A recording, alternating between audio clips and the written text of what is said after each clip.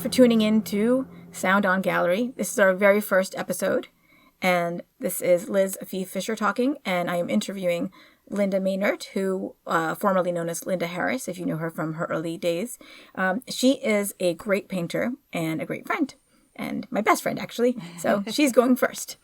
So we're going to just go through these questions. Linda has not heard the questions before. No. And I'm going to ask her some questions, and she's going to just answer what comes off the top of her head. Okay, great. I have no idea what I'm getting into here. Okay. Okay, so let's see. The first question is, how are you? I'm good, actually, right now. I'm doing really good. I feel the need to create, and I am able to have the time and space to do that, which is really amazing. That's great. And what do you make? Currently, I am exploring more of a 3D desire. I guess I'm making a lot of things out of wool. They're sort of soft sculptures, and I'm also making things in clay. Cool. In the past, my work has mostly been painting, mostly oil painting, and mostly figurative work with a narrative bent. That's a little bit of a thread that goes through. I don't do abstract or purely stylized or just art for art's sake. There's something I'm trying to express, like a story in everything I make. And where do you make your work? Mostly I make my work in my home.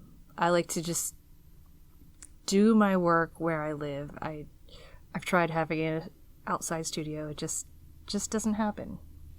I make my mess where I live. Can't help it. Okay, when do you work? When I get the chance, which is nowadays during the day after kids have gone to school, grocery shopping's been done, and whatever. You know, that's when I do my work. During the day, I used to be a night owl. Now I'm I don't know. A Tweety now bird. Now I'm a late afternoon pigeon, I guess. That's my time when I hit my stride. Late afternoon, usually after lunch. That's the best time. Okay, how do you make your work? How do I make my work? Well, that can be complicated. Do you mean how do I get my inspiration, or like how, like however you take literally the question. what do I'm thinking, I do? Step one, step that two, sort of thing. Oh, yeah. God. Well, that's even hard too. But you can also just talk about step one. You don't have to step talk two about kind step of one, person, step two. Like you can just be like, I take right. some stuff, I smush it up. Yeah, you know, whatever, that sort of thing. Right. People always ask me, how long does it take? I never know how long it takes. Me either. So you have I have no idea. No earthly idea guess how long something takes. It just. And usually it takes as long as it takes. It's just right. That's what people want to know. I think it's because of the price thing. Like they want to know how much you're getting paid for your hour for your work. Yeah, I guess that's what it is. Like when I did the carousel painting in Central Park, and Alexander's husband asked how long it took, and I was like, I don't know. I was like, I think it took me. It was really fast. I think it took like 4 hours, and he was like 4 hours, and I was like, yeah, that was really fast. That's fast for painting, right? Like, sometimes it takes me how long do you think it takes to paint something? Months and months. Yeah. And right, but usually it's. I don't do anything fast. I'm usually a lot of hard, sustained little bits of labor, broken up into small pieces. So it's very hard to figure out how long it takes. I don't usually do anything all at once. Yeah. So when you do, okay. So how do you make that it? wasn't the question. I know. Let's see, I put that question into your question. Yes, just because I wanted to know. You're like, this is an equally hard question. I will not answer. Why do people always ask me that? Why do they ask me? I don't know. How long? I always wonder that too. But it's usually people who have billable hours that are asking. Exactly, I guess. It's like, well, what are your billable hours? Well, if you're only charging $75 for this painting and it took you 4 hours, then you're really dirt cheap. Right. I was like, only $25. I was like, but that's not it. Not good at math. And I'm pretty sure I sold that little, it was a gouache painting, but I think I sold it for it was really beautiful though. I liked it. Yeah, I don't me know too. how much I sold it for, but it might have been like $75. Right. And at the time I was like, is this too much? Yeah. Like, will you still buy it if I tell you it's $75? The frame cost me $20. Right. Too much money. I should maybe charge $25 instead. Right. Okay, so let's see. So where are we? How do I make my work? Yeah. Okay. Wow. I guess it depends on what work. But I always go in with a plan. That plan may or may not change. Usually it changes. It always changes, I think. But I always have a plan when I go in and start a work. I never start like, whoa. I always have a plan. It always comes from a kernel of an idea, a story idea kind of thing, and then it just becomes. And here's the last question. Okay. Or not the last question, but this part of this section of it. Okay. Why do you make it? Oh, because I have to. I just feel something inside that compels me to make things. No matter where I am or what it is I'm doing, I just feel the need to make things with my hands. Whether it's drawing or, sculpting something out of clay or dough or just whatever. I just feel a compulsion to make things and bring them into this world. Okay, excellent answer. Okay. Thank you. So let's see. I brought a book called Material, and it's about that, so I'm really excited to read it. Yeah. Who wrote it? I don't recall. But it's a good title. Once I read it, I will tell you more about it. Hopefully I'll remember who wrote it, because I think it would be a very interesting book. It seems like it's a book for artists, about artists, and why do we make things. Cool. Okay, so what is the first visual thing you fell in love with? And I'm sorry to end a sentence with a preposition. What is the first visual thing with which you fell in love? Bitch. Sounds natural, doesn't it? Right. Oh, yes, that's right. What's the first thing you fell in love with? Bitch. In case you haven't heard the joke, it's a joke. So if somebody says something like, who are you going to the prom with? Yeah, who are you going to the prom with? It's not okay. You shouldn't end a sentence with a preposition. Okay. In that case, who are you going to the party with, bitch? Yes, that's the joke. Yes, it's probably from the early 90s, so you probably weren't born yet, maybe. Yeah, actually, I saw it on a I don't mean Linda. I mean the imaginary audience. Yes, I saw it on a card in Target probably... Recently? 2013-ish. Wow. Okay, so cool. Yes, it's a recently. joke. It's still going. It's a good joke. It's a classic. It's probably been around forever. Right. Maybe 2010-ish. I don't know. Let's see. Whoa, what was even the question? What was the first thing I fell in love with? First visual thing. First visual thing.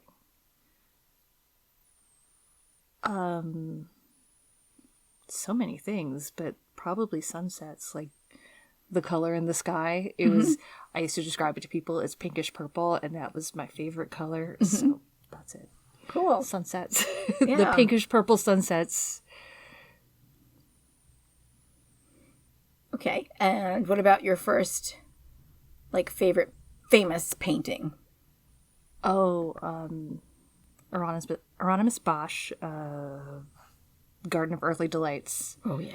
I saw that as a kid, and I was just like, what the hell is that? And it just called to me wow, that is, it just was sort of all of your nightmares and all of your dreams and all of just everything in there. And I was like, wow, it was just amazing. And I remember I actually went to go see it at the Prado, kind of recently. I was a grown adult. And I went there, specifically to see that painting. That was, one of the things on my list. Mm-hmm. I had several things in there I had to go see. We went to go see that. And I was like, yes, here it is. I want to see this. And my mom was like, why do you like that? It's so ugly.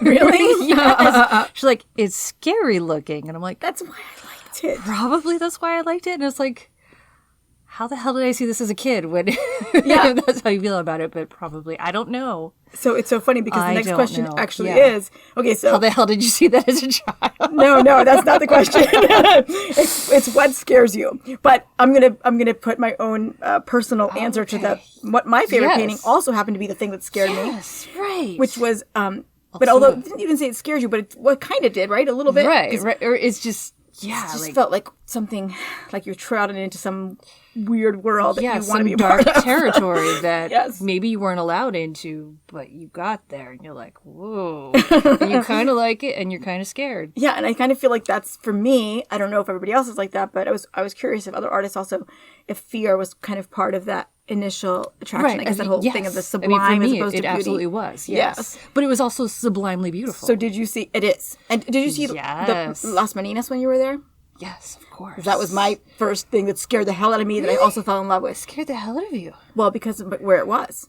It was a small reproduction. I did not know this was a famous painting. Gotcha. There was a like maybe 9x12 reproduction with a big fat frame in my aunt and uncle's basement. Yeah. So they had this wood paneled basement, like classic 70s basement. Classic scary 70s basement. And there's this, and there was this one, and it had like this kind of, it just smelled like cats and like no sunlight, you know? Yeah. And there's this painting on the wall, and I loved it. I kind of couldn't stop looking at it, but the guy in the doorway at the top Scary, yeah. scared me and fascinated just- me, and I was like, what the hell is happening in this painting? I could tell I was a kid. The scary shadow. I mean, I would in notice the doorway. dog, I would notice other things, but it was always Yeah. that. And then the nuns, there's like the two, the nun talking to some dude, and then the guy in the doorway. Those were the things that was the dynamic. That was where the story was for me. And the other stuff was like not what was really happening. That was just what you the were. little That girl was in the the distraction. dress and the Yeah. So then when I saw it in person, it wasn't scary. But it's just beautiful. But it's powerful. It's really powerful. Yeah. And that shadow figure in the doorway is scary. Mm-hmm. It's like the prototypical lingering shadow in the doorway. It's very scary. It is. And they're looking at you. They're the one, it seems like they're the one that knows what's going on. Yeah. He does too, because he's painting. But there's something about that person seems like they're like, they know what's going on. They know. Yeah. So after what's the first visual thing you fell in love with? The question is, what scares you? Now, death of my child. That's the thing that's scary. Oh my that's gosh, yeah. So scary. I don't know what else is as scary as that. No, there's nothing scary. There's nothing as scary as that. Yeah, and that's. I feel like I had a painting correlation to that. There was something in it, but I don't remember what anymore. I do have. I knew I'm working on a painting. It's still not done yet. It's called My Wish for You. It's a painting of my son as a child, and because I remember he had this dental visit that just went horribly weird and the one where they crazy. pulled up his front Yes, teeth. the one where they pulled out his teeth. Like he had I don't know, something with his back teeth. They had to like take him out or fill him, or I don't know. But they managed. They said they might have to pull out his front teeth. They said they might. If they were loose, which they weren't. That's what, in my opinion. Because you told me that, I wouldn't let the dentist take Lillian back. I was like, Exactly. She's like, well, no, I'll just take her for real. It'll be okay. And she winked at me. I'm like, no, she's fine. We're going. Yeah. So they pulled out both his 2 front teeth and his 2 bottom teeth, and I was so upset. I don't know how much money they make from that, but I'm sure they make a lot. Yeah. Right. The extractions. Right. They paid for it. We paid them to extract his teeth, and I was horrified. They took his teeth, and it was just. For me, it was horrendous, because he like woke up out of anesthesia and his mouth was all bloody, and Guy. And he was only like 5. Yes, he was only 5, and they weren't really ready to come out. But they said they were loose, so whatever. But they came out, and I was very upset about it. I thought then, because he was already so large of a kid, he was tall and big. He always looked older than he was. So people would, think things like, "Oh, he shouldn't do that," because they're like, "No, he's only a kid. He doesn't know. He's not 8. He looks 8, but he's 5. Yeah, like he does not know better. But he's just large." And then with his teeth gone, I thought, then they would think also that he was older than he was. But he really didn't care that his teeth were gone at all. And I remember trying to do this big thing about with the tooth fairy and putting him under his pillow and money, and he didn't really care about that either. But like he just really could care less about the whole situation, and I was kind of like, and it was such a big deal to me and other moms I knew. Like there was another mom who was like, that makes me so angry that they did that to him. I'm like, yeah. I'm like, it was so upsetting, and it kind of reminded me of one time when he saw this yard filled with dandelions, the dandelions with like the white heads on them. And, my husband would be like, "Oh my God, that's so horrible." And my son's a lot like my husband. Like one time he walked into my studio, he was probably about 4, and he looked around and he was like, "Gee, Mom, you really need to clean up in here." I was like, "Excuse me?" So he's looked at it and he's like, that is just terrible. And I'm like, what's terrible? And he's like, they're stealing all the luck from everyone else because they had all the dandelions. Oh, wow. And you know how you blow it and everyone gets wishes. Like, they're keeping all the wishes so no one else can have any. I was like, oh, okay. Wow. So I was like, oh, you kind of really never know what a kid's thinking. And so my wish for him is not his wish for himself. And now, of course, it's taking on a whole nother meaning because his wishes are totally changing as he gets older. He's 15 now. So I was like, okay, like whatever it is I envision for his life is miles apart from what he wants or desires for his life. Did you use a dandelion as the symbol in the painting? Yes. Cool. Yes. Right. I used the dandelions and a picture from him like right around the time when his teeth were taken out. But yeah. That's not death, but it's yeah. But I'm sort of I guess somehow it relates to me. Yeah, it's in that my out of mind. control. Yes, they're totally beyond your control. Even if they don't actually die, there's so many things in between this and that. Right. You know, and it's so scary, right? The things that happen to them. Yeah. That are right beyond your control. What scared you as a child? Oh, lots of things scared me as a child. And actually, to be honest, what really scares me as a grown-up is still one of the things that scared me as a child, which is public speaking. Oh, yeah. And this is really cool that you're doing absolutely this. hate that. Well, this doesn't feel public, though. Yeah, because it's just me and you talking, and then if it sounds will good, you're hear okay with it. Yes. But I don't see any of you people here, and that is great. Yeah, So. it doesn't feel like it. It feels like we're like in a little clubhouse because we're in this little studio. It's so fun. It's really nice. I like this. It's very cozy in here. It's totally like a fort. Yeah. Feels very protected in here. Maybe I'll take a selfie of this whole thing. But yeah, what scared me as a child was also, the ocean. The ocean still scares me. Oh, yeah. Yeah, one time I used to love it as a kid. We'd go every year, multiple times a year. But one year I got a cut on my pinky toe, really deep. Oh. And I hadn't noticed, and then I noticed it later, and I was like, oh my gosh, what? What did I step on? Right. Or How did this happen? What did I step on? Oof. And there's so much unknown beneath the water in the ocean, especially the Atlantic because it's Coca-Cola brown on the shore. Exactly. Well, there's that, but it's like a dark green brown. Oh yeah, that you can't see anything through. It's not the beautiful clear glass of the Caribbean. No. It's dark and murky, and you have no idea what's in there. Mm-hmm. There's also lots of horseshoe crabs. Oh, yeah, there used to be tons of horseshoe crabs there. Mm. Not so much anymore because they're dying out. They're all dead, just like the seaweed. Yep. I remember how you used to go in the ocean and you just get covered in seaweed every time. And now it's all dead. Yeah, it's horrible. Right. Well, then. Yep. It's all the sunblock. I don't wear sunblock. I'm like, just don't go in the sun. Duh. Like, I don't know. It's a chemical. It seems like a bad idea. Right. I've never liked it. And when that song came out, to the class of 2000 or whatever, and it says like, wear sunblock. I was like, I have a feeling this is going to be really funny in the future because I bet you it's like duck and cover or something. It's like totally not a good, it doesn't really do anything.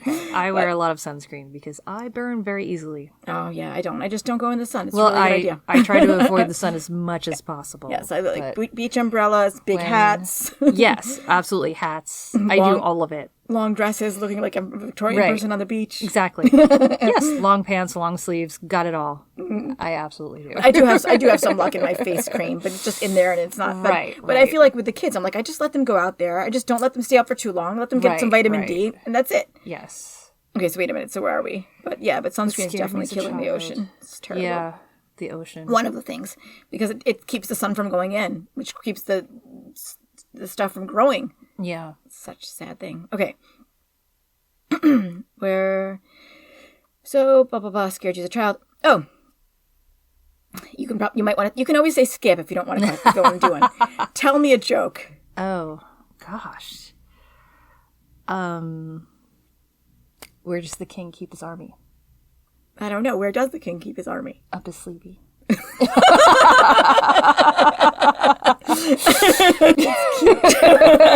It's a kid joke. Yeah. That's all I got. I love it. Okay, so what is the most beautiful kind of light? You actually answered that earlier. Although maybe not the sunset, but maybe. Yeah, there's a lot of beautiful kind of light. I guess That's it. I guess what I mean by that question is like, when is it that Yes. you're like, okay, I wish I could drop everything right now and Paint pull up my this. easel and paint this. Yeah. Or wish I could freeze this moment so I can have enough time Yeah. to paint it just as it is. Right. To me, it's evening. Mm-hmm. It's when the sun pours through my window in the evening as it's setting. I really like that. Yeah, it's beautiful. Yeah. I know the answer to this one for you. Do you Oh. own art by other artists? Yes, buy art from living artists. That's all I have to say about that. But it's, Yeah. it's good to buy art, real art that Yeah, and if you're an people artist, made. you can't be like, oh, I wish people would buy art and then like not buy any art. Like no Right. matter You no matter right. You how have to poor set you an are, example. buy some art. Like there's trade. cheap art, there's $5 art, yeah, or you can trade. Or trade. Let's see. Right. You have to appreciate the things, not only the things that you make, but the other things that other people make with their hands. Like there's something about things that are handmade that is beautiful. Yeah. Okay, if you could get 3 things for free in a grocery store and you weren't worried about being judged for your choices, what would you buy? Probably chocolate icing. Just 3 things of chocolate icing? Oh no, I'd buy one of those and then whipped cream. And maybe cookie dough. There we go. Sounds wow. good. That's a darn good dessert I just made. Like, the prepared sleeve of Toll House cookie dough, chocolate fudge icing, and whipped cream. Yum. Sounds awesome. It does sound awesome. Are you going to bake the cookies or just eat it? Oh no, just eat it. What would you like your obituary headline to say? I don't know. Or what would you like the first line of your obituary to I be? guess just artist, I guess. I'm sure it'll say other things like wife, mother, hopefully someday grandmother. I only have grand dogs at this point. But that's fine. People do things in their own time when they feel like it. Okay. What do you remember from your childhood that no one else seems to remember? Can't think of too much other than I would eat for a snack after school. I would get some peanut butter and a spoon and put cereal in a bowl, dry cereal, and then I would dip the spoon in the dry cereal and just eat it. It was my snack. That sounds pretty good. It was pretty awesome. Usually I had Frosted Flakes because that was what we mostly had, but Wow. Frosted you Flakes get and the- peanut butter. That sounds good. it's really good. But, getting other kinds of cereals kind of really spices it up. You get the good cereals with the marshmallows in it.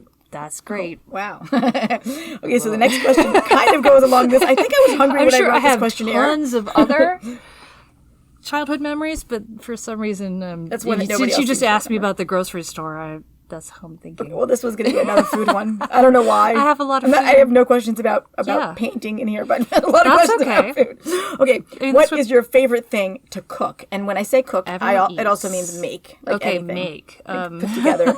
I know you don't like to cook, so. My favorite thing to make is a cheese spread because I don't have to cook it. Oh. Well, I mean, not a cheese that you spread. I mean, like a board Oh, with like a lots of charcuterie kind of charcuterie thing. board with like cheeses and truffle honey and all sorts of things. Yeah, like that. you make good ones of stuff. those. And then, It's so good. right, big jam, all the things, Yum, yum, yum, yum. pepper jelly. All the little gourmet yummies. Yes, all the gourmet yummies. I'm good at assembling gourmet yummy things. And you to also eat. make the best BLT Oh, I've thank ever you. had in my life. Yeah, thank you. I like making sandwiches. Even when you made it with like I'm bacon, pretty bacon, good- and mayonnaise, it still tasted damn good. Yeah, although unfortunately I did date a chef who made the best everything. Yeah. He did. Gary, you're a freaking did. awesome cook. If you're listening. So he made me BLT. I just drool thinking about it. I know. On brioche bread from, what was that bakery? Metropolitan Bakery? Yeah, from Metropolitan Bakery. He had brioche bread, soft shell crab, Oh my God. right, Boston lettuce, bacon. I don't think bacon was that, but that was all that important. It was on there. So it was almost But- like a lobster roll meets a Yes, BLT. a BLT, and then with, of course, handmade mayo. Oh, what is your favorite thing to eat? Seriously, I must have really made this. Yes, hungry. but you know what? Everyone eats, right? true. So everyone eats is something that everyone wants to know about. So, what is my favorite thing to eat? Ooh, don't know. Dessert, really. I mean, I love dessert. I love chocolate. chocolate desserts. Creme brulee is also very, very good. It's so good. Very Yes. high on the list But you of can things only have to it eat. if you have something else that's chocolate to share. Like Yes, a creme brulee exactly. and something else. Right. Two And- girls, two desserts. I know. Craig says that all the time because I told him that story. Yeah, we went to this place, Restaurant. Rangoon, or- was it called? Yeah, it was Rangoon. And we went and we had something to eat. We had like a couple appetizers, and then We probably got 2 appetizers and 1 entree. I think so. That's what we. 'Cause, That's you typical know, us. we don't wanna- Entree, schmontre, appetizers, yum yum, dessert, yum yum. So two Exactly. appetizers, One entree that and we then split. 3 desserts. That was our plan. So Yes. because they had a lot of good sounding desserts. Well, also, one of the desserts was not all that desserty. It was 1,000-layer bread. Mm-hmm. Which isn't that sweet. It's, Yeah. it's a little sweet, but Plus, it's it was not... our first time there. We had to try it's everything. not super sweet. I mean, how did Oh. she know we weren't restaurant critics? Exactly. And so the server was like, we ordered 3 different desserts, and she got so angry she was shaking. She was like, 2 girl, 3 dessert. It just didn't compute in her The way mind. I She just- remember it was like she didn't she understand. wasn't going to give it to us. She didn't want to give it to us. So No. she just didn't understand. play We've been 2 boys. Could we have She would've gotten been 3 desserts? 2 boys, 4 desserts. 4 desserts. 2 boy, 4 desserts. Healthy appetite. Good for you. She's like, you don't want to be fat. You never find a husband. Sounds just like my Spanish accent. Very good. Spot on there. Okay, so let's see. Got. What is your quest? What is my quest? Right. What is the weight of a sparrow and what is my quest? The sparrow question comes later. I actually have it on here. Do you? I do. My own variation on it. Okay, Yes. I don't know the weight of a sparrow, but I don't even know what my quest is. My quest is to just continue to make things. It sounds good. And whatever those things are, I mean, because that can change all the time. It's to make things with my hands. Okay. Hopefully I'll always have use of my hands. But I guess even then after that, I could go the Matisse route, right? Right. Let's see. What is your quest? Oh, what is your favorite color? I don't know anymore. It's not purple anymore. Purple and red. Toss up. Well, yeah, purple and red. Cerulean blue. Burnt sienna. Those are good, all good colors.